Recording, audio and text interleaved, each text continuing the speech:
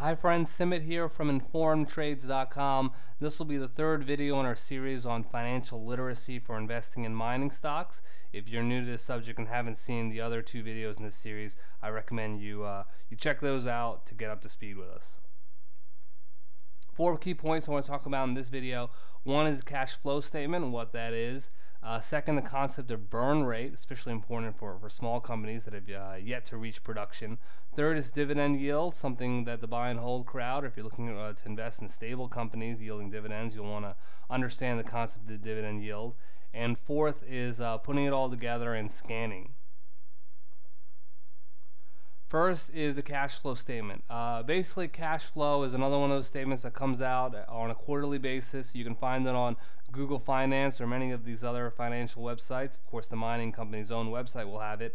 And it shows the cash that's coming in and going out of the company. So a lot of companies can play games with how they calculate earnings or when they calculate earnings and things like that. Of course, there are big scandals surrounding Enron at the turn of the century about that. But cash flow is sort of a more honest statement. It's a little harder to lie on that. You definitely want to check that out. You want to see how much cash is coming in, how much cash is going out, and see if there are any problems there.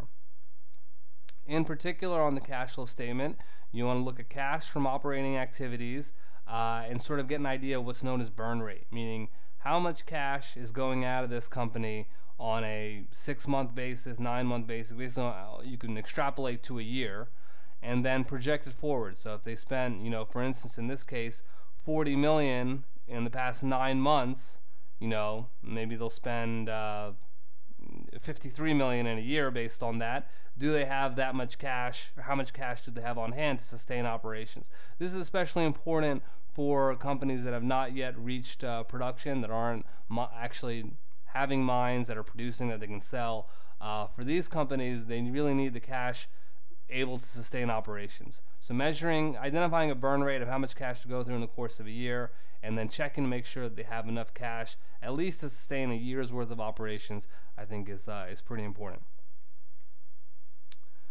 On the flip side, for the established companies, one thing you want to look at is dividend yield.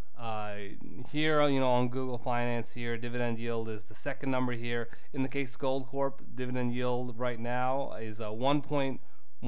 It's a percentage, which you can think of as, if you were to invest $100, you would get $1.11 back on an annual basis in dividends. That's the piece of the company's profits from operation that you're getting paid back to you on an annual basis. That's in addition to share price appreciation, or it makes up for share price decline if the shares were to go down. But this is a percentage, so you want to think if you're going to invest, $1,000, what percent of dividend will you get back? A lot of value investors will be comparing this to what they can get on bonds. At the time of this video, bonds aren't yielding much, so stocks that have high dividends have the potential to attract bond capital. This is something that the mining sector in particular has a lot of potential, because the miners, with the price of metal now, are really able to offer better dividends than many other sectors. So it could be of interest to value investors looking to buy and hold and build dividend income. Okay, now that we have an idea of all these financials, one thing we can do is scan for them. On Google Finance, you click on the stock screener. Gold falls under the basic material sector, so you want to list that as your sector. And then you can scan for a whole bunch of, all the criteria that you're looking for. You can scan based on market capitalization, price to book, current ratio, PE ratio, things like that, dividend yield, and sort of what these scanners will do is give you stocks that meet all the criteria you specify. This is just one scanner. The subject of scanning goes a lot deeper, and we'll talk more about as we get into the subject of mining, because then you can find there are actually gold-specific scanners that can help you scan for companies that are yielding this much metal at this cost and things like that. So we'll talk a little bit more. We'll go into deeper detail about scanning in our later videos.